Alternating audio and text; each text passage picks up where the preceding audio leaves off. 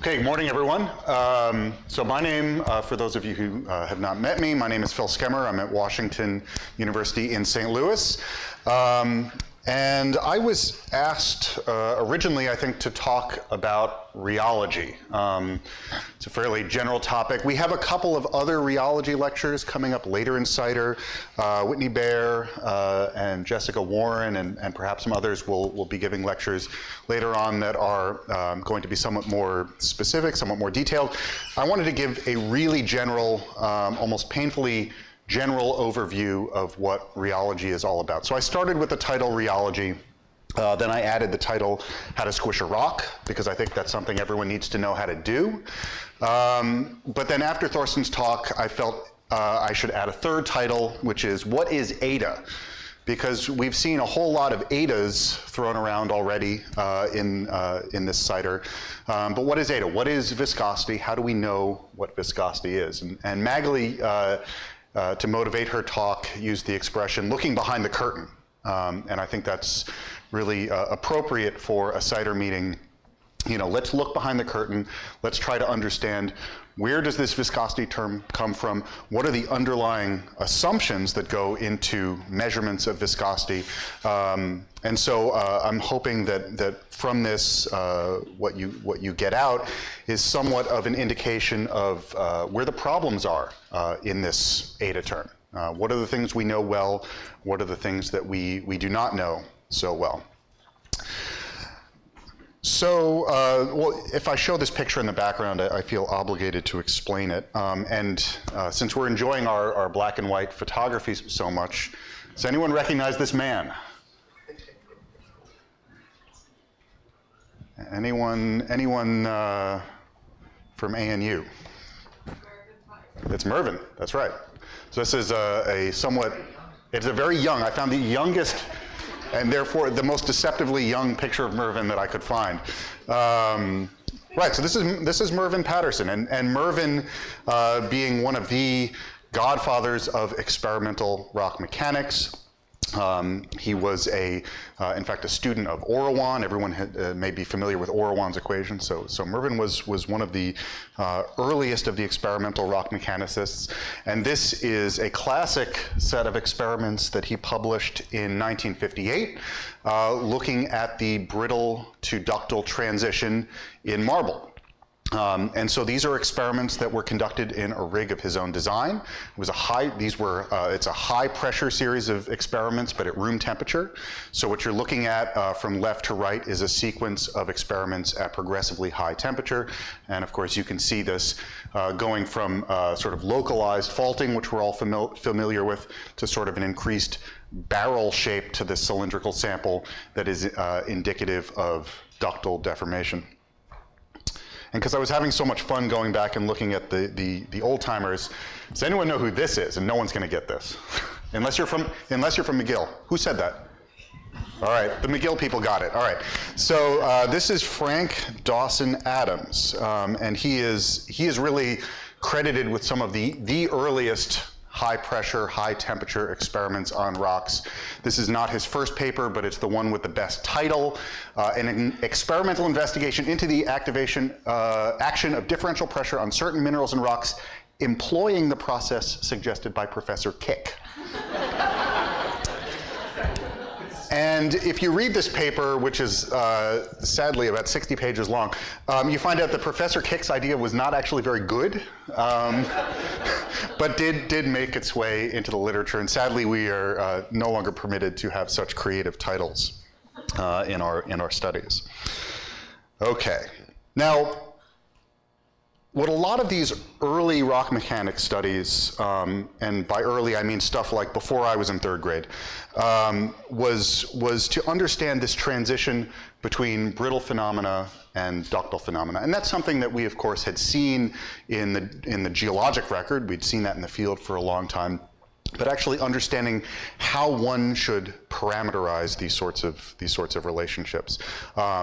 There's also something that had been seen in the ceramics literature and in the metallurgical literature. So it's something we understood, but now relating that back to natural rocks.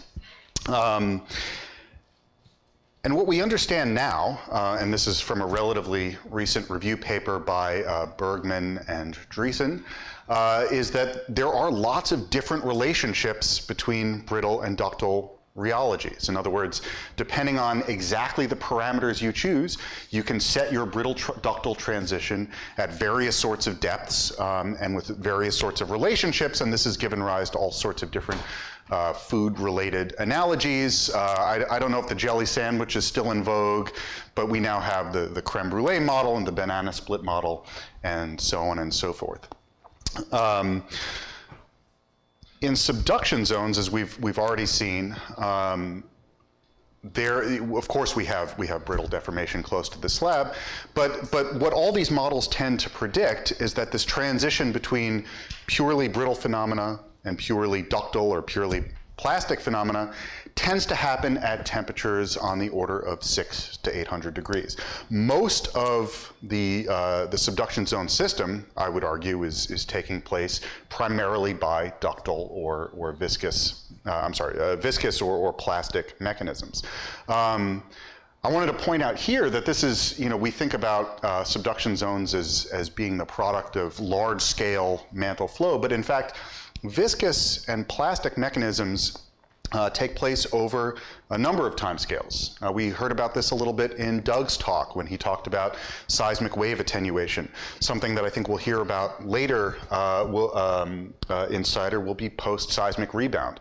So these are processes that take place over very short timescales and very long timescales, all of which involve a certain amount of, or require a certain understanding of viscous and plastic processes. So that's kind of, I think, the last slide I'm going to show on subduction zones, but just to motivate why we are going to worry so much about the viscosity of rocks.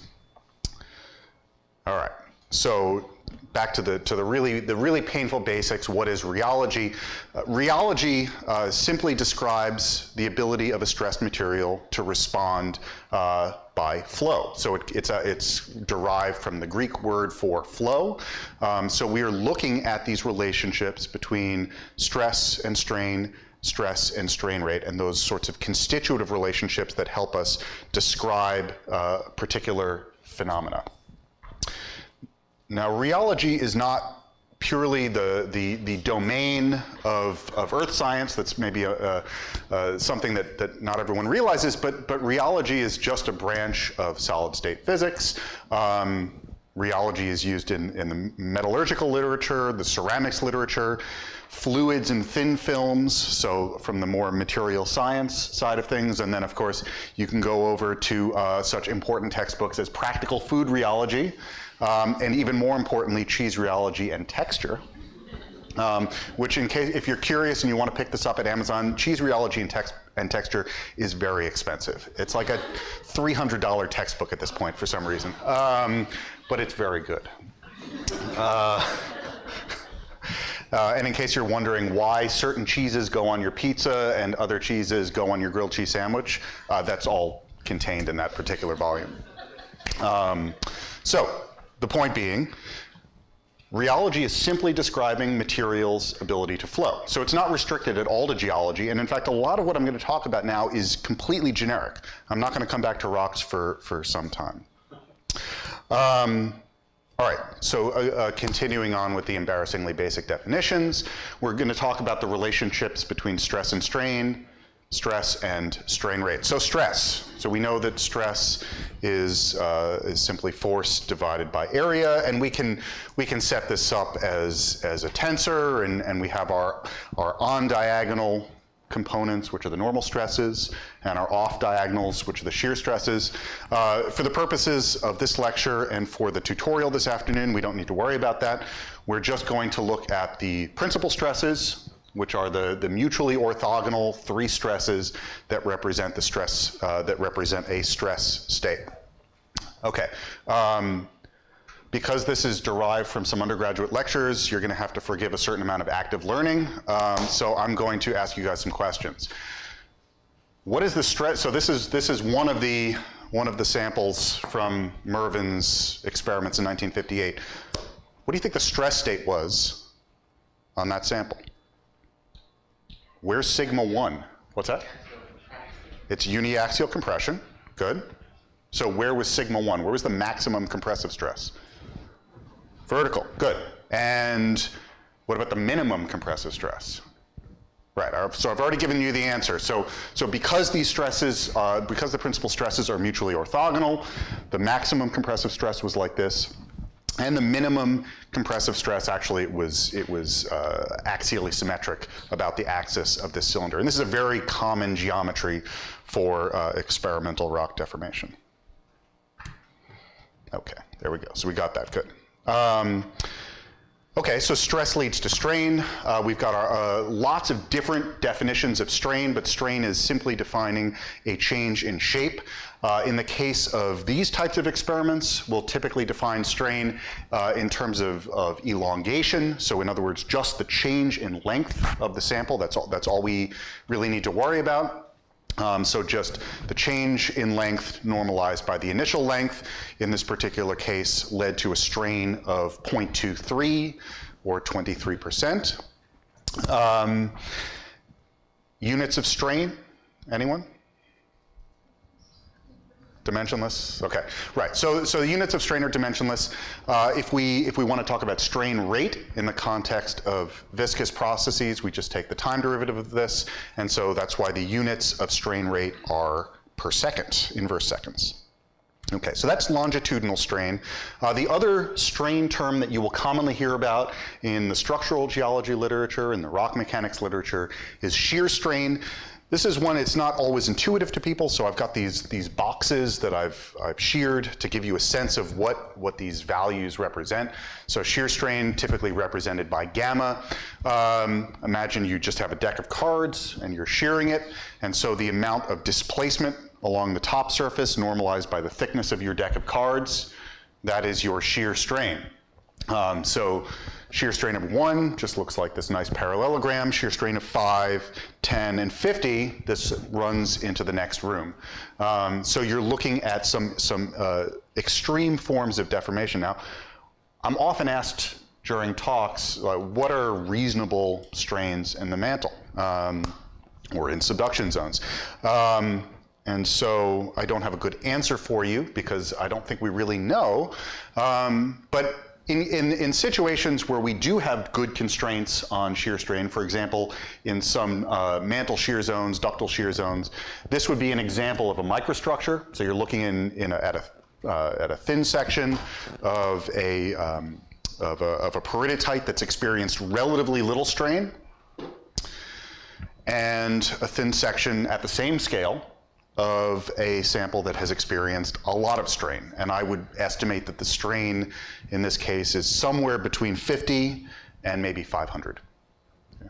So there are very large, very significant changes in microstructure and rheology that result from large strains. And we're gonna come back to the importance of that in a little bit.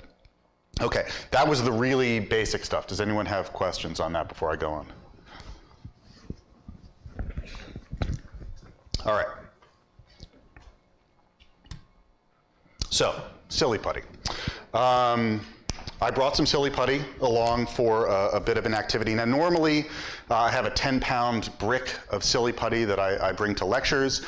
If you're interested, you can buy it on the Crayola website for approximately $100 for a 5-pound brick. Obviously I bought 2 because 5 pounds is not enough. And so normally I would partition this out and I would let everyone sort of practice along with these exercises. But since I only had carry-on luggage, it turns out putty is TSA approved. So for future reference, if you want to bring silly putty along, you just print this out and you're totally fine. However, owing to the similarity in appearance with C4 explosive, I ended up chopping it into little tiny pieces and hiding it in my toiletries. So for that reason, I only have this sort of smaller than a baseball sized piece. So, sorry, I'm not sharing. I'm going to play with this myself. But we're going to do, I want to do some demonstrations because silly putty is, in addition to being like the world's coolest material, it has all of the properties that rocks have. So we should be able to simulate everything that can happen in a rock with some silly putty. All right. Everyone's, yes? For the student, this will be the same material we're going to use on Monday afternoon for simulating the lithosphere when we're trying to do the laboratory experiment. So we have a little bit more than that. You brought more than this? Great that you're doing that. You're braver than I am, okay. Everyone's played with silly putty before, right? So you should have some intuition, I hope most of you have. You should have some intuition for how this is going to behave. Okay, what's going to happen when I drop it? Is it going to bounce? Now, it didn't really return to the height of my hand, and I think Doug mentioned this in his talk. Why is it? Why did it not return to the height of my hand when I dropped it? It did, as a matter of fact. It flattened one side of the sphere when I dropped it. So some elastic behavior and some dissipative viscous behavior. Okay, good. Now I'm going to sort of make it into a bar shape. What happens when I pull on this? What's that? Oh, I got some smarty pants in them. Okay. How fast? Well, all right, let's say I pull on it like kind of fast. Okay. And that is, incidentally, we've heard the word superplastic a couple of times. That's superplastic. What happens in rocks is not superplastic, but that was superplastic right there. So the ability of a material to deform to very large strains without a necking instability is the definition of superplastic. So there we go. Superplastic deformation of the silly putty. Now what if I pull on it really? What's that? Can you define a necking? Sure, a necking instability just means the ability to become, as it becomes thinner and thinner, stress becomes concentrated over an increasingly small area. And so the necking instability is the sort of tapering off that happens during a tensile test. In superplastic materials, it's able to achieve strains. There's actually a threshold.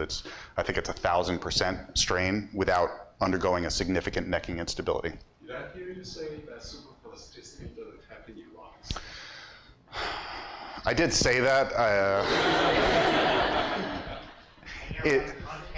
And I'm on camera as having said that. No, so superplasticity can happen in rocks under some very select circumstances. But under most circumstances, the answer is no. Okay. What happens if I pull on this fast? Okay. It actually fails brittly.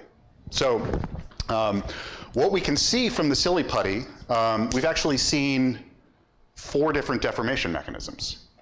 We saw elasticity, we saw viscous deformation, we saw plasticity, and we saw brittle failure. Okay? All of that was with a single 1-pound lump of silly putty and nothing else. So what are the factors that controlled how the silly putty deformed? What are some of the things that we need to take into consideration when we're thinking about rheology? What controls rheology?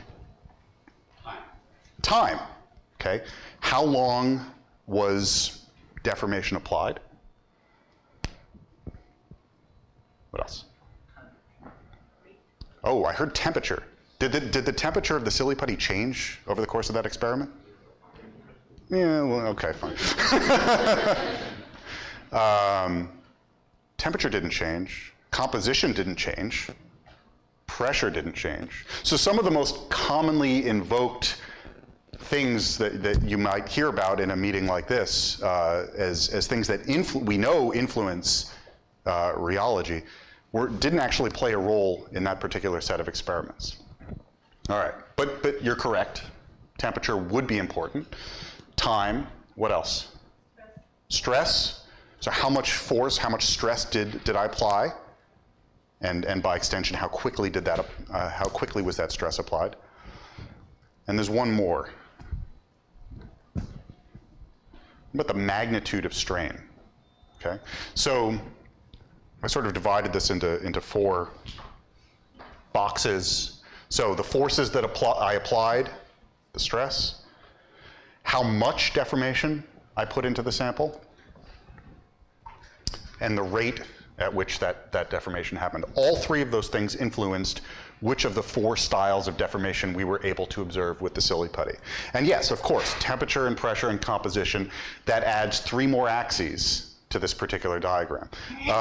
But I want to emphasize, because I think people tend to leap to these sorts of conclusions when it comes to rheology, that all 3 of these are important as well, even if nothing else is changing. Okay, so now we're gonna do some more mental exercise, and this may be something that's familiar to some of you, but what I want to do is build up a certain amount of intuition for how mechanical bodies behave. And again, nothing in here about rocks yet. We're just looking at simple solid state mechanics. Okay? So we're going to use these 3 different representations of ideal behavior. We're going to use a spring, which represents ideal elastic behavior, a dash pot representing ideal viscous behavior. Does anyone know what a dash pot is? Or where one might find a dash pot? So dash pots are often used on there's a bad example because it's not here, but a lot of doors, the things that keep doors from slamming closed it's basically a cylinder, and the piston has a tiny pinhole cut in it, and that's what slows it down as the door is opening and closing, is having to push that fluid, that oil or whatever it is, through a tiny pinhole. So a dash pot is just sort of a convenient way of thinking about viscous behavior. And then the last one, which we won't talk about too much, is an ideal plastic body. So the representation of this is often a sliding block, which I actually hate because it gives you it's a bit deceptive in how it influences people's thinking about what plastic behavior really means. But the analogy that's commonly made is, okay, let's say you've got to push your refrigerator across your kitchen, and I know everyone's had to do this at least once in their life, okay? So you've got your refrigerator over here, you're gonna push it over here. You push on it a little bit, nothing happens. But if you push on it a little bit harder, it starts to slide. And then it doesn't really matter how hard you push on it, it will continue to slide all the way across your kitchen. And so we'll come back to that in a second, and maybe it'll make a little bit more sense. Okay, so we'll start with some very easy ones. Just ideal elastic behavior. I've got a plot here of stress versus strain. What's this going to look like in a ideal elastic? Straight line. Okay, so the relationship between stress and strain is a straight line that has a slope. In this case, I've used E to represent Young's modulus, but it could be any elastic modulus. If something's very stiff, like a rock, it's going to have a very steep slope, meaning that a large amount of strain is required to generate a small amount of strain. So rocks have very high values of elastic moduli. If you have a more compliant material, like for example silly putty, the line will just be shallower. But ideally, it should be a straight line. Okay, so now we're going to do these thought experiments, and it might be helpful for those of you who've got pen and paper. You can try to sketch these out in your notebook. But we're going to generate what are called creep compliance curves for all of these different mechanical bodies. And a creep compliance curve is simply a strain versus time diagram. So what you can imagine is that at t equals t0, we're going to apply a constant stress. And at t equals t1, we're going to remove that stress. And so we're going to look at how strain evolves as a function of time. So elastic should be pretty easy. So imagine, this part is fixed to the wall, and you grab this ring and you pull with a constant stress at t equals 0, and then at t equals 1 you let go, and what happens? Well, what's the first thing that happens? When you first apply that stress, what is the shape of this curve? Anyone want to? Well, so it's going to go up. So strain will go up. How will it go this way? Will it be curved? Will it be straight? Will it be straight up? That's right. So when you first apply that load, you'll see it'll go straight up. And when you take the load off, go straight back down. So the amount of permanent strain in a perfect elastic body is 0. So that's nice, that's convenient. Okay, they'll get a little more complicated though. So if we look at a viscous body, same basic idea now, plot of stress versus, but because viscosity is time dependent, we're not going to think about strain, we're going to think about strain rate. So the time derivative of strain. So for an ideal viscous body, what is the shape of this curve?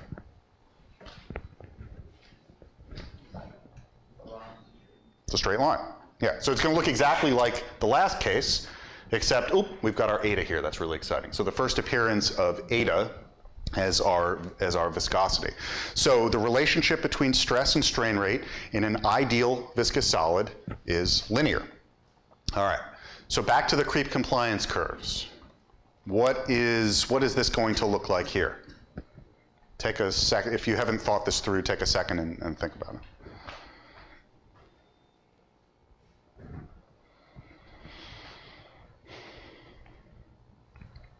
So as we first apply at T0 a constant stress, what's the shape of this curve going to look like?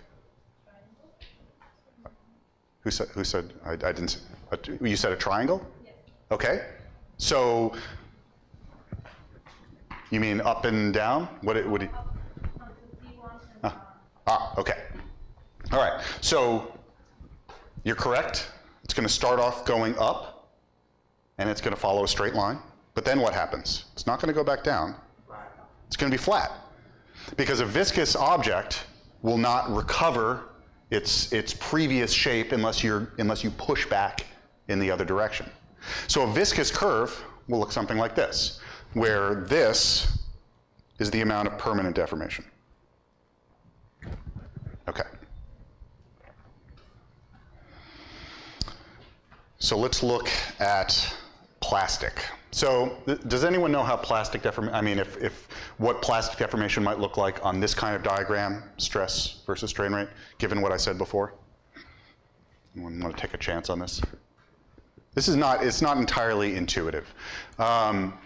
With an ideal, what's sometimes called a perfect plastic, there is a critical yield stress. And so if you are below that critical yield stress, you will realize no strain rate. Strain rate will be 0. But as soon as you raise your stress to that critical yield stress, you can achieve any number of strain rates. It just depends on how fast your boundary conditions are moving. So a perfect plastic behaves very differently than an ideal viscous solid. So it's important not to confuse these two terms because they represent very, very different sorts of phenomena. Okay, so that's plastic, but let's go to some more complicated objects. And you're going to see words here that I think many of you, certainly the seismologists and geodynamicists will recognize. A Maxwell body. So a Maxwell solid, Maxwell body, or also known as elastico-viscous, not to be confused with viscoelastic, because that's the next one. But elastic viscous solid is a spring and a dash pot in series. So, same thought experiment. T0, we apply a constant stress. T1, we remove it. So go straight up, and then continues to go up. Okay. So I like the beginning of that. It's going to start by going straight up, because the first thing that's going to happen is it's going to feel the spring. So it's going to consume that much, or it's going to experience that much strain right away. Then this dash pot's going to kick in. We're going to see some time-dependent deformation. What happens, though, when we take the stress away?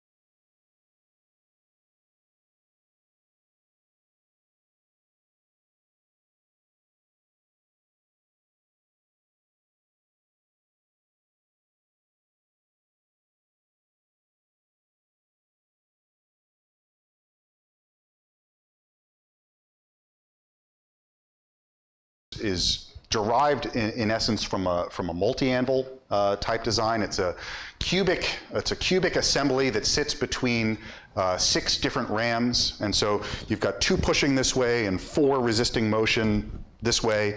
You can get to much higher pressures, much higher temperatures on really tiny samples. The real value of this is it can be done on a beamline. So you can take, you don't take it, it lives at the synchrotron. And by shooting X-rays through the sample, you're able to get very precise, somewhat precise stress measurements on these very, very tiny samples. Limitations, low strain, and very tiny sample volume. So again, strengths and weaknesses. Excuse me, Yeah. how does the previous slide, how does the synchrotron, the X-ray go to the sample if it is surrounded by steel? Yeah, so it actually shoots between the gaps in the anvil right here. It's designed so that I'm sorry, I don't have the right cartoon here, but the X-ray line comes in like this and goes out over here, and all of the materials that surround the sample have to be X-ray transparent.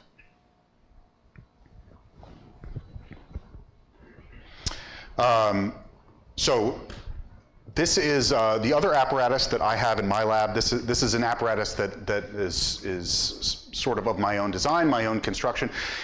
LVT stands for Large Volume Torsion Apparatus, and so the idea here is to take samples that are roughly the same size as the samples in the Griggs rig, but instead of just squeezing them like this, we can twist them. And by twisting something, it gives you it allows you to generate much larger strains.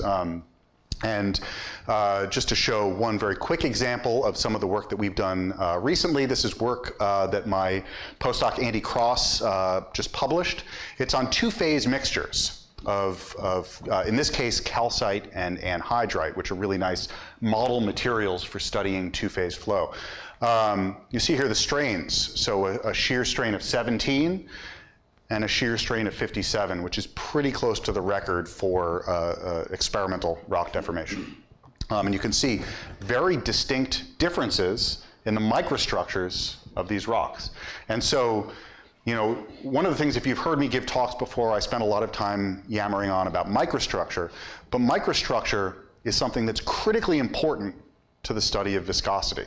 Okay, or the study of rheology. You cannot understand rheology without understanding the representative microstructures and how those microstructures evolve. And so that's what this rig is all about, is just generating those microstructures so we can study them. The flip side, so, you know, very large strains, but almost no stress resolution. So there are trade-offs here.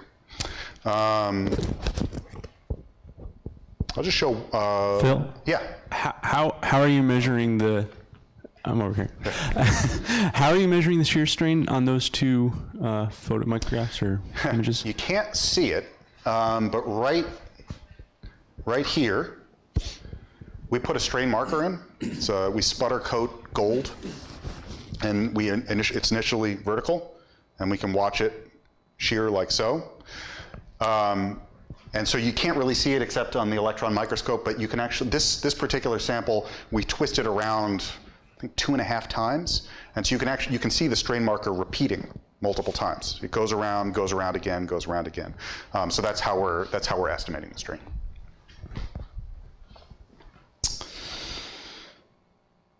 And one last type of apparatus, and this is kind of different. And actually, Peter mentioned at the end of his talk that one of the things that we really don't understand very well is low temperature plastic rheology. And in fact, that's something I totally agree. It's something that we don't understand very well at all, but it's critically important to understanding the dynamics of these slabs at really low pressures and temperatures. And one of the ways that we've been approaching this is to make friends with the material scientists, because they're typically about 20 years ahead of us. And so recently I've started working with a colleague at WashU who has a nanoindenter. So a nanoindenter is a standard material science technique for measuring plastic deformation of all sorts of things, from thin films and metals and ceramics and everything else. So we have borrowed her nanoindenter, and we've done indentation experiments on olivine single crystals. And so that's published in this, this paper here, which is in GRL. And so you see this little triangular shape here. That is the shape of the indenter that we're pushing into the rock. So some of you may have encountered Vickers indenters or other sorts of indentation tools.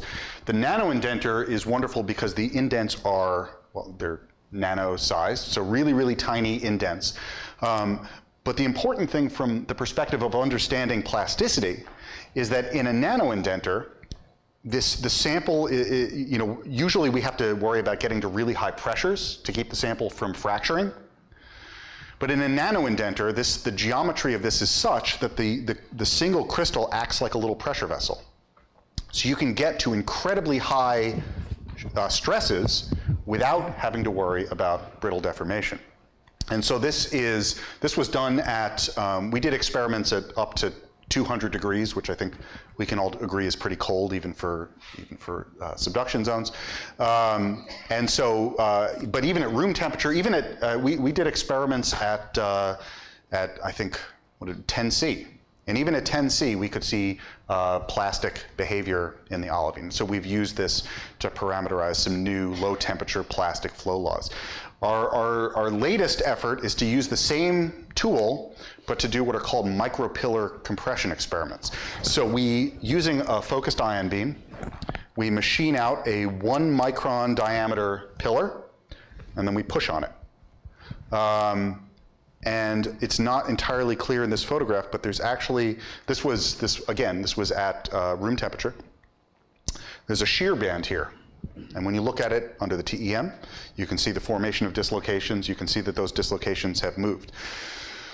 It's not brittle, but that's purely plastic offset, which you're able to do because the pillar is so tiny. So I'm happy to talk, anyone's interested in this, you can tell I'm obviously pretty excited, but I'm happy to talk about this some more, but I think this is one of the really cutting edge approaches in rock mechanics.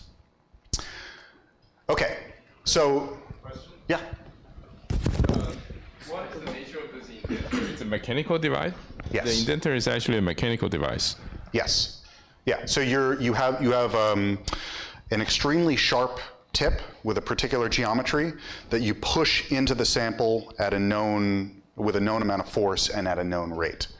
And very, very precise electronics allow you to measure the stresses to incredibly high precision. Thank you. Sean? So you mentioned most of those experiments are using synthetic samples. So you mentioned most of the experiments are using those synthetic samples, which are like grind olivines. So, but how could you study the grain size effect dependence, or you don't care? Or I care very much, but in this case you can't, and that's a good. So Sean is asking, well, here I'm poking at a single crystal, so it doesn't see any grain boundaries necessarily. So this is getting at the very fundamental property of the single crystal, but it doesn't answer the question of what the grain boundaries do. So even like May and Kostet, that very classic paper, they don't really, their sample is actually very fine grain, right? Yes. So not really comparable with the upper mantle condition, is that right? Not without some grain size extrapolation. Let's come back to that point. Questions before I go on? Okay, so that was sort of a sidebar just to talk about some of the different options we have for deforming rocks. I'm going to return now, though, to the May and Kolstad experiments in the Patterson apparatus. There's a couple different ways we do experiments. We can hold the stress constant and measure the strain rate. That's also known as a creep test. It's not highlighted here, but the other option is to hold strain rate constant and measure stress. So it's two different methods of getting what should be, in theory, the same information. But in the Kolstad lab, they like to do creep tests, so that's what we're going to talk about. And so this is what the raw data looks like. And I really love the fact that they actually put their raw data in the paper, because I can't think of any other example where people put the millivolts of their thermocouple in the paper as opposed to the calculated temperature. But that's what they do. So the basic process for doing an experiment, you start off, of course, at room temperature and pressure. In this case, they raise the pressure to the desired 300 megapascals or whatever it is. They increase the temperature slowly over about a couple of hours. And then they do a series of creep tests at different loads. And I've put some converted quantities over here to make this a little bit easier. So from 16 megapascals up to about 200 megapascals. So they'll hold it at a constant load. And then down here, you can see what that creep compliance curve looks like. So displacement here, which is just essentially strain, versus time down here. And so they'll do one creep test and look at the response. They'll increase the load, look at the response again. And they'll do this, in this case, 9 or 10 times over the course of a single experiment. And this, as you can see, this took place in one workday. A series of these creep tests at progressively higher stresses and therefore progressively higher strain rates. One thing that I'd like to call your attention to is the magnitude of the strain that each individual creep test achieved. Now they will argue, and I think rightfully so, that all of their experiments reached steady state. But each of these experiments was to perhaps less than 1% strain. So while yes, indeed, it did achieve steady state, there are some complications, I would argue, when you're extrapolating to mantle materials, for which do not reach steady state so quickly. We can zoom in on one of these. Not really zoom in, this is just a cartoon that I made. Because as you may be looking at this and saying, so if we think back to our Maxwell body versus our Berger's body, like why do we care about one versus the other? It certainly looks like it's achieving steady state strain rate very quickly, and indeed I think it does. But if we zoom in, what we would see is it actually looks something like this, with the elastic response, the transient response, and then the steady state response. So when we're measuring, when we're deriving flow laws, we are typically interested in this steady state response here. Oops. And we're ignoring that transient there. But that transient contains a lot of valuable information. And I think this is another area that's ripe for exploration, is going and looking at this transient evolution of the rheology at very, very tiny strains. Okay, so we've done our experiments. Now we want to characterize the deformed sample, because as I said earlier, the microstructures that are generated by deformation have a huge effect on the rheology. In this particular study, they didn't do all these different analyses, so I've pulled some from similar sorts of papers. But you might look at the grain size. You might look at the crystallographic dislocations. That's going to tell you something about which deformation mechanism is operative.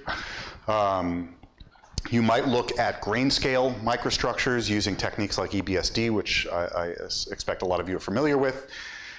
And you might look at the lattice preferred orientation that's generated by deformation. So all of these things help provide a richer picture for both the rheology, but also, at least in this case, the seismic signature of a deformed rock. So we like to do all these things on all of our deformed samples. And then finally, we've got to take all this information, all this microstructural data, all this mechanical data, and we've got to fit it to some relevant flow law. I'm going to go through this really quickly because I think you're going to hear more about this later in the week or next week. There's a lot of different deformation mechanisms. With our silly putty, we looked at 4 mechanisms, but even just amongst the viscoplastic deformation mechanisms, we have various forms of dislocation creep, for which strain rate and stress are nonlinear. We have various flavors of diffusion creep, for which strain rate and stress are linearly related, but then in diffusion in diffusion creep. There's also a grain size sensitivity. And then what we've done is we've taken all of these various sensitivities, sensitivity to stress, sensitivity to grain size, sensitivity to the presence of melt, water, temperature, pressure. We've combined them all into these giant constitutive expressions, which may be familiar to you. The point being that in order to fully parameterize the rheology of a material, you actually need to know a lot of stuff. And I don't think there's been any single study that is able to test all of these different variables.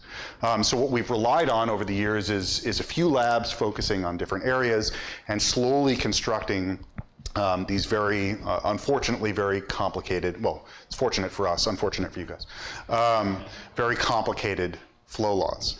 Now in the case of May and Kolstad, they fit their data to a similar sort of expression. So this is from a single experiment now, and each of these dots, or maybe it's two experiments, but each of these points here is a single creep test, and they're showing for some constant temperature, pressure, water activity, etc., the relationship between strain rate and stress. And so at low stresses and low strain rates, they see that that relationship is quasi-linear, which we typically associate with diffusion creep. When you get to higher stresses, then there's sort of this curvature here. So when you get to higher stresses and higher strain rates, the relationship becomes nonlinear with a stress exponent of 3, which is typically indicative of dislocation creep. Then we can take all that data and we can plot it, put it on some sort of Arrhenius type plot where we look at strain rate as a function of reciprocal temperature, and we see then this is how we derive our activation energy. So that gives us the temperature sensitivity. And slowly we start to fill out these constitutive laws. And then the last thing that we do,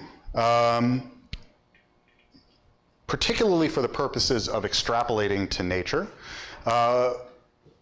we like to put everything onto something called deformation mechanism map. How many of you guys have heard that term before? A few of you, good, okay. So a deformation mechanism map is just a way of displaying in typically two-dimensional space, in this case I've got stress versus grain size, where different deformation mechanisms dominate. And the assumption that goes into the calculation of a deformation mechanism map is that each of these deformation mechanisms is independent, meaning all of them can be operative at the same time, but under some conditions, one may be easier than another. This particular map has 4 deformation mechanisms on it. So dislocation creep and diffusion creep, which I've just described, those are data that came from that May and Kolstad paper. Low temperature plasticity, which I've also described. And then there's this mysterious dislocation accommodated grain boundary sliding mechanism, which I'd rather not talk about, but we can talk about it offline. It's a somewhat controversial thing to understand. The point that I want to make, though, so if we're in the mantle and we've got really, I think someone said yesterday, millimeter scale grains and slow strain rates, so we may be somewhere out here. Mind you, this is calculated at constant temperature, pressure, composition, water concentration, and melt fraction. We might be somewhere out here. We might be on the boundary between 1 or 2 deformation mechanisms. In fact, it's very rare that a single deformation mechanism dominates the rheology. I like to plot my deformation mechanism maps a little bit differently than others. I put these black regions in here to indicate the places where no single deformation mechanism exceeds 40% of the total strain rate. And what you'll see if you plot deformation mechanism maps in this way is that under most conditions, you have at least 2 deformation mechanisms contributing substantively to the rheology at all times. So I think Peter, in his talk, showed some models with dislocation creep, some models with diffusion creep. But really, it's these composite rheologies that take into account multiple deformation mechanisms that are probably more accurate, at least from the perspective of rock mechanics. think that's all I wanted to stay here. Okay, I'm basically done. I just want to describe very briefly what we're going to do this afternoon so we can hit the ground running when we start the tutorial. We're going to be over in Macone again in 365. We're going to be doing experiments, creep experiments on paraffin. And we're using this little rig here, which I've called PRADA, Portable Rock Analog Deformation Apparatus. It took me a long time to come up with that. Thank you for laughing. We have 10 of these over in the hall over in Macomb. This is a very classic dead weight creep deformation apparatus. So we're going to be doing these experiments at room pressure and room temperature on these little cylinders of paraffin. So basically what that means is we'll put a cylinder of paraffin there, we'll put some weights on top, and we'll look to see how quickly the paraffin deforms. And by working together, all 10 groups, we should be able to parameterize a very nice flow law for paraffin wax at room pressure and room temperature. And even better, we're going to be able to compare that to a published flow law. I don't know if Claudio is still here. Oh, there he is. Okay, so there was a wonderful paper published in 1999 with Claudio as the senior author on the rheology of paraffin wax, and so we'll be able to compare our data to their published flow law. So, and it works, don't worry.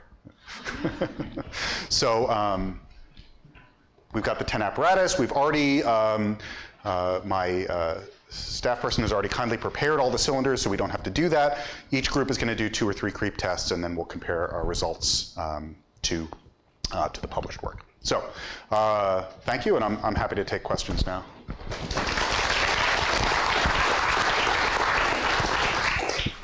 Okay, let's start off with some questions from the students, postdocs.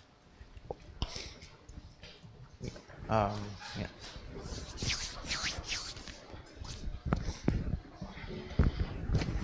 Yeah, I guess in the example from the May Kolstad paper you had, it looked like the stress exponent changed gradually between 1 and 3. Is that common? Yes, it's a good observation. So that's because what's happening right here is you've got roughly your strain rate is just the sum of the 2 deformation mechanisms. So and this is part of the reason we know, by the way, that these deformation mechanisms are going on at the same time. It's not one or the other, but they're additive. So if it was just one or the other, we would expect the data points to follow these dashed lines, which would be the single deformation mechanism flow laws. But as I said, virtually all experiments, and for a large fraction of nature, we expect at least a fractional contribution of a secondary deformation mechanism. So Phil, just to follow that up then, how you would figure out the percentage of each would be just sort of geometrically from the deviation from those straight lines? Or? Right, so the straight lines are fits to a lot of data. So these straight lines are the calculated flow laws. So you have to deconvolve the fractional contributions of the 2. And this is part of the reason why the dislocation accommodated grain boundary sliding mechanism is so difficult to understand, because that takes place right here in the center. So you actually, under most conditions, you actually have, at least according to their interpretation, 3 mechanisms happening at the same time. And so you've got to be able to subtract out all those bits and pieces. We're doing students and postdoc. I have a question. Yep. So a lot of the research has been focused on olivine, but we know the mantle is up to 40% maybe pyroxenes, and when you start adding water, the partitioning, the water prefers to go in pyroxene. So how confident are we that olivine is what's controlling the rheology, the mantle? Not. And that's a very helpful leading question, because it's actually one of my main research interests is trying to figure out what happens when you add a little bit of pyroxene into your sample. It's not a simple averaging thing. It's not, I've got 80% olivine and 20% pyroxene, so I'm going to average the flow laws together. It's much more complicated than that, and the reason is because of the microstructure effect. Let me jump ahead. I'll just show this. So I showed these earlier. But these were some samples collected by Yolene Lincolns, who was a postdoc who worked with me several years ago, from the Lonzo Massif. And so these are, I'm going to show you a series of 3 slides that are a transect across a shear zone. So from a relatively undeformed sample to a moderately deformed sample to the most highly deformed sample, you can see that there are, and these fine-grained layers in here, which appear black in this photomicrograph, those are very intimately mixed olivine and pyroxene grains. Rheologically, this sample is completely different from this sample, and it's because of the presence of the pyroxene. If you didn't have pyroxene, this sample and this sample would look totally different, and the rheology would be totally different. So yeah, it's a real problem. Shouldn't say problem. It's an opportunity for all of us to start thinking about, how can we bridge this gap between traditional rock mechanics, which has focused on these beautiful, well-parameterized olivine flow laws, and the types of samples that we actually see in nature. So this connection between the structural geologists, and the rock mechanicists, and the modelers, I think, is really bound up in understanding these sorts of phenomena. Good question. Other questions from students, postdocs? Yeah.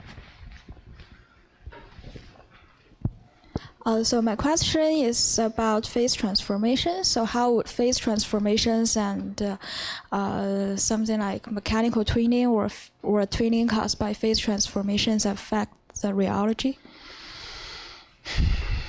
So I gotta be careful in case my department chair is watching. So one way that phase transformations are thought to influence rheology is that as something passes through a phase transition and is recrystallized, the grain size is modified, and especially if you have multiple phases undergoing reactions at the same time, phases can be mixed together very effectively. And Slava Solomatov has some very nice theoretical treatments of this, particularly as pertains subducting slabs passing through the 660 and undergoing transitions. I think we've heard about that earlier this week. But in general, I think the main effect, at least in my naive view, is that the main effect of phase transformations is on the grain size of the sample, and it would influence it as such. So you would expect the grain size to become smaller because of the phase transformation? Right, because as you go through a nucleation and growth process, as it passes through a phase transition, often the grain size is highly reduced. That's right. Okay. All right. Thank you. Other questions from students and postdocs?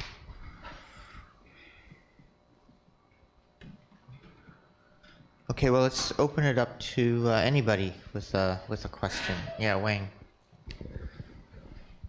Greg Kurth has argued many times that you can extrapolate those laws over the size and time as well. I'm wondering, what's your take, especially if you go beyond just a pure olivine system? Yeah, so I think on this point, Greg and I largely agree. Part of the reason we use these deformation mechanism maps is it provides us with the context to make that extrapolation. So, obviously when we're doing experiments in the lab, we're doing them over, time scales of 10 to the 5 seconds, 10 to the 6 seconds. And then we need to extrapolate 9 orders of magnitude or so to get to geologic timescales. When is that extrapolation robust? It is robust as long as the physical mechanism of deformation in the lab is the same as the physical mechanism of deformation in the field. Part of the reason a lot of us like microstructure so much is it provides us with the ability to infer deformation mechanisms. So if we look in the field, we see abundant evidence for deformation by, say, dislocation creep. Well, then if we have a well-parameterized dislocation creep flow law, even if it was parameterized at much faster strain rates, that extrapolation is considered to be quite robust. Now, it does mean that extrapolation is going to be very sensitive to small uncertainties in parameters, and that's a fair concern. But just like briefly comment on that. I mean, the nice thing is that when you take these flow laws, for example, you take a dry olivine composite rheology, as several people have done, diffusion, dislocation creep.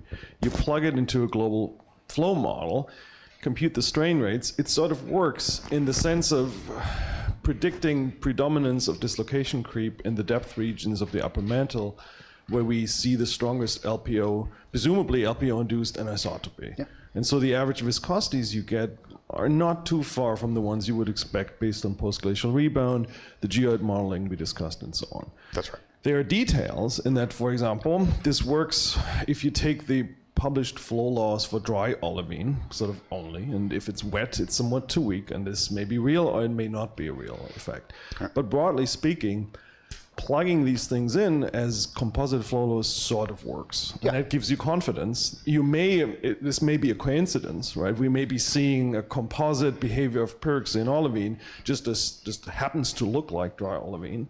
Yeah. But there are other ways of looking at it, and it's pretty much consistent, it would seem. Yeah, I agree. The one place where I would say that the flow laws probably don't work very well is right along plate boundary interfaces. So ductile shear zones, like, well, I took the slide down.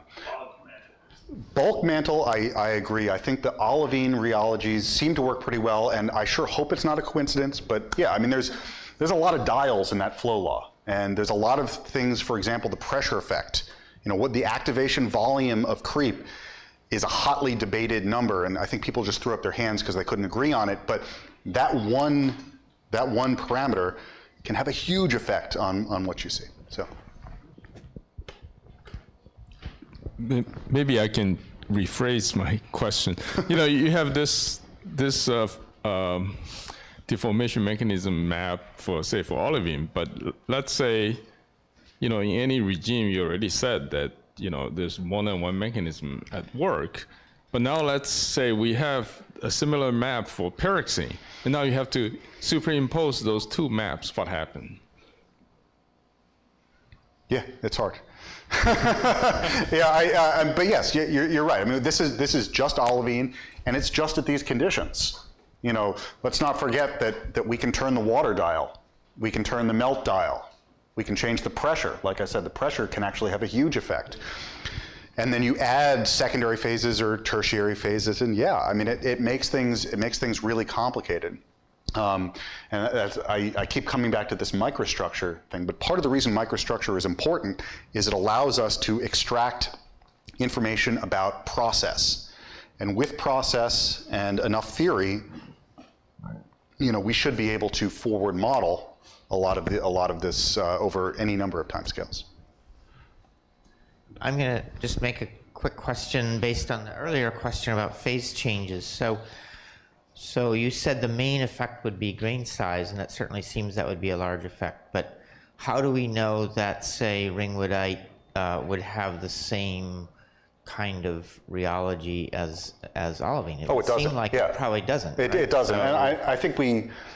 So there would additionally be the effect of the fact that the crystal is totally different. Absolutely. Yeah, and actually another good example of this is post-perovskite, which is thought to have, I think it's thought to have a quite weak rheology in comparison to some of the other lower mantle phases. But of course, as you get to those higher pressures, it becomes increasingly hard to make these precise measurements. So it's certainly, it's an area of active interest, is looking across these phase transitions at strength contrast.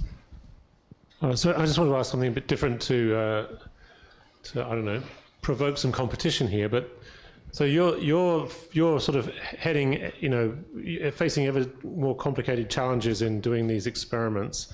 You want to go to sort of reasonable sized volumes and much higher pressures, etc.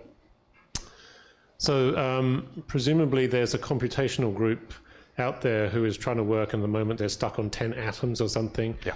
Who's going to win that part of the story, and when?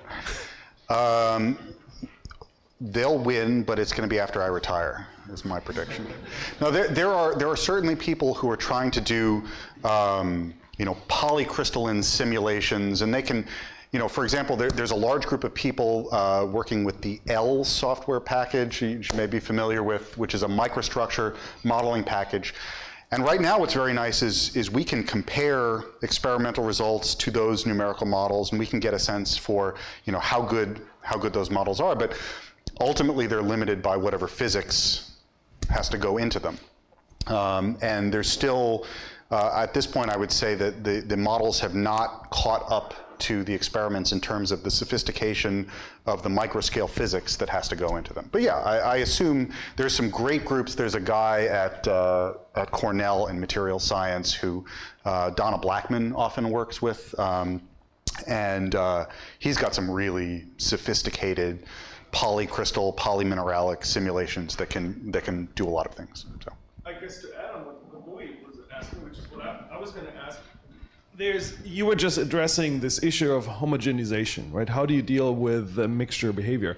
But I think at least partially what Louis was asking about, what about the ab initio stuff, right? How far are we from pure sort of single crystal simulations of a pyroxene at arbitrary pressures, right? Something like that, right? Like a smaller building block. Right. So it's at the sub-grain scale, you're saying. Yeah. Pure material behavior, right? I mean, middle physicists do these ab initio things all the time for state, right? But not for the temperature. People have attempted to infer rheology from these sorts of ab initio calculations. I think I don't stay so up to date on this literature, but I think that one of the challenges is, if you're looking at defect-driven deformation, so dislocation creep, you've got to put a dislocation into your ab initio calculation. And then you're constrained very much by the size of that calculation. Now, the spacing of dislocations in actual materials is quite large. So what people can do is they can put a single dislocation in there and do this sort of dislocation dynamics calculations. But going from there all the way up to polycrystalline deformation is a huge leap, because you don't know how the dislocations are interacting. You don't know how they're dealing with grain boundaries and all these other things that influence the dynamics of a dislocation. So it's not an intractable problem. My understanding is at this point it's fairly far off. Okay, well, one more question here. I have an elementary question. Okay, it's from at the beginning you described the distinction between elasticity, viscosity, and plasticity. And I have been troubled by the distinction between viscosity and plasticity. For example, in the flow laws you have given, these are viscous deformation. Yes. Right? But the title of the paper by Kostad and May, and it's called plasticity deformation. So the distinction between these two names quite often has troubled me. I'm not quite sure there is an effort to unify or to better define these two terms. Yeah, no, I mean, I'm being a little pedantic using the very strict definition of plasticity. The reality is that if you have a highly nonlinear viscous rheology, it's going to behave like a plastic. So when they talk about plasticity in this case, they're talking about some very highly nonlinear rheology. It's not, I guess it's not strictly correct, but it's not, I wouldn't say it's necessarily problematic. Also, the model you showed, the simple model you showed, the plasticity, is applying a force to it and then it deforms infinitely, right? Yes. And how is that related to the superplasticity you showed us with the silly putty? So I guess just to be clear, those little cartoons that I'm drawing are purely conceptual end members. Right? There's no material that behaves as a perfect plastic. Yeah, I just want to make the connection. I think what you're seeing is a transition between ideally viscous behavior and ideally plastic behavior that is related to this nonlinear relationship between stress and strain. The reality is that rocks are falling somewhere between an ideal viscous solid and an ideal plastic solid. I don't know if that's satisfactory, but that's... Okay, I think we're all getting a little bit hungry here, so let's thank Phil and... Okay. Now, what a lot of these early rock mechanics studies, and by early I mean stuff like before I was in 3rd grade, was to understand this transition between brittle phenomena and ductile phenomena. And that's something that we, of course, had seen in the geologic record. We'd seen that in the field for a long time. But actually understanding how one should parameterize these sorts of relationships. There's also something that had been seen in the ceramics literature and in the metallurgical literature. So it's something we understood, but now relating that back to natural rocks.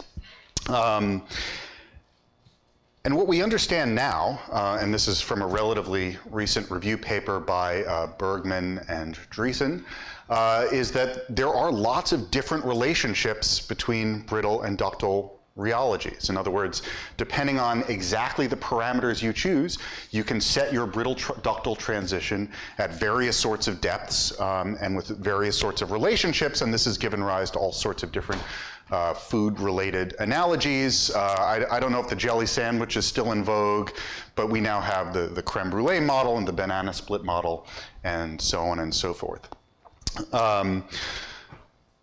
In subduction zones, as we've already seen, of course we have brittle deformation close to the slab, but what all these models tend to predict is that this transition between purely brittle phenomena and purely ductile or purely plastic phenomena tends to happen at temperatures on the order of 600 to 800 degrees.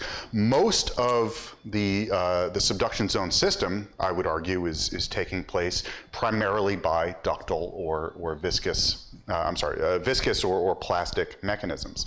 I wanted to point out here that this is, we think about subduction zones as being the product of large-scale mantle flow, but in fact, viscous and plastic mechanisms. So the point being, rheology is simply describing materials' ability to flow. So it's not restricted at all to geology, and in fact, a lot of what I'm going to talk about now is completely generic. I'm not going to come back to rocks for some time. All right, so continuing on with the embarrassingly basic definitions, we're going to talk about the relationships between stress and strain, stress and strain rate. So stress. So we know that stress is simply force divided by area, and we can set this up as a tensor, and we have our on diagonal components, which are the normal stresses, and our off diagonals, which are the shear stresses. For the purposes of this lecture and for the tutorial this afternoon, we don't need to worry about that. We're just going to look at the principal stresses, which are the mutually orthogonal 3 stresses that represent the stress, that represent a stress state. Okay. Because this is derived from some undergraduate lectures, you're going to have to forgive a certain amount of active learning. So I'm going to ask you guys some questions. What is the stress? So this is one of the samples from Mervin's experiments in 1958. What do you think the stress state was on that sample? Where's sigma 1? What's that? It's uniaxial compression. Good. So where was sigma 1? Where was the maximum compressive stress? Vertical. Good. And what about the minimum compressive stress? Right. So I've already given you the answer. So because these stresses, because the principal stresses are mutually orthogonal, the maximum compressive stress was like this. And the minimum compressive stress, actually, it was axially symmetric about the axis of this cylinder. And this is a very common geometry for experimental rock deformation. Okay, there we go. So we got that. Good. Okay, so stress leads to strain.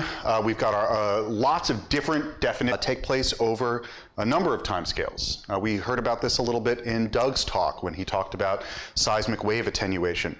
Something that I think we'll hear about later in CIDR will be post-seismic rebound. So these are processes that take place over very short timescales and very long timescales, all of which involve a certain amount of, or require a certain understanding of viscous and plastic processes. So that's kind of, I think, the last slide I'm going to show on subduction zones, but just to motivate why we are going to worry so much about the viscosity of rocks. All right, so back to the really painful basics. What is rheology? Rheology simply describes the ability of a stressed material to respond by flow. So it's derived from the Greek word for flow.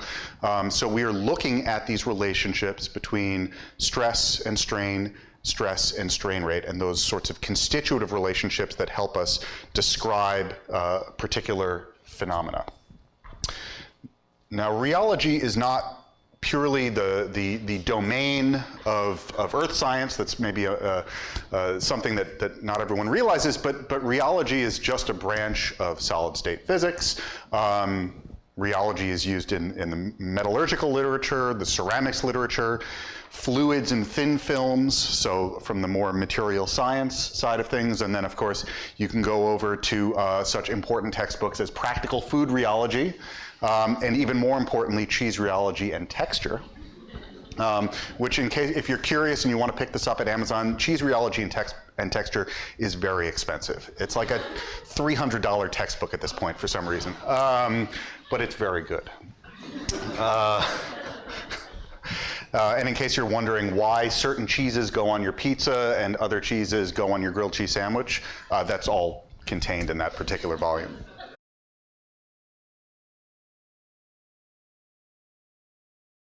Okay, good morning, everyone. So my name, for those of you who have not met me, my name is Phil Skemer. I'm at Washington University in St. Louis. And I was asked originally, I think, to talk about rheology. It's a fairly general topic. We have a couple of other rheology lectures coming up later in CIDR. Whitney Baer and Jessica Warren and perhaps some others will be giving lectures later on that are going to be somewhat more specific, somewhat more detailed. I wanted to give a really general, almost painfully general overview of what rheology is all about. So I started with the title rheology, then I added the title how to squish a rock, because I think that's something everyone needs to know how to do.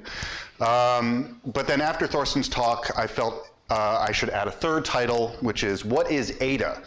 Because we've seen a whole lot of ADAs thrown around already in this CIDR. But what is ADA? What is viscosity? How do we know what viscosity is? And Magali, to motivate her talk, used the expression looking behind the curtain. And I think that's really appropriate for a CIDR meeting. You know, let's look behind the curtain. Let's try to understand, where does this viscosity term come from? What are the underlying assumptions that go into measurements of viscosity? And so I'm hoping that from this, what you get out is somewhat of an indication of where the problems are in this ADA term. What are the things we know well? What are the things that we do not know so well? So, well, if I show this picture in the background, I feel obligated to explain it. Since we're enjoying our black and white photography so much, does anyone recognize this man? Anyone from ANU? It's Mervyn, that's right. So this is it's a very young, I found the youngest and therefore the most deceptively young picture of Mervyn that I could find. Right, so this is Mervyn Patterson, and Mervyn being one of the godfathers of experimental rock mechanics. He was in fact, a student of Orawan. Everyone may be familiar with Orawan's equation. So Mervyn was one of the earliest of the experimental rock mechanicists. And this is a classic set of experiments that he published in 1958, looking at the brittle to ductile transition in marble. And so these are experiments that were conducted in a rig of his own design. It was it's a high pressure series of experiments, but at room temperature. So what you're looking at from left to right is a sequence of experiments at progressively high temperature. And of course, you can see this going from sort of localized faulting, which we're all familiar with, to sort of an increased barrel shape to this cylindrical sample that is indicative of ductile deformation. And because I was having so much fun going back and looking at the old timers, does anyone know who this is? And no one's going to get this, unless you're from McGill. Who said that? All right, the McGill people got it. All right, so this is Frank Dawson Adams, and he is really credited with some of the earliest high pressure, high temperature experiments on rocks. This is not his first paper, but it's the one with the best title, an experimental investigation into the action of differential pressure on certain minerals and rocks, employing the process suggested by Professor Kick. And if you read this paper, which is sadly about 60 pages long, you find out that Professor Kick's idea was not actually very good, but did make its way into the literature. And sadly, we are no longer permitted to have such creative titles in our studies.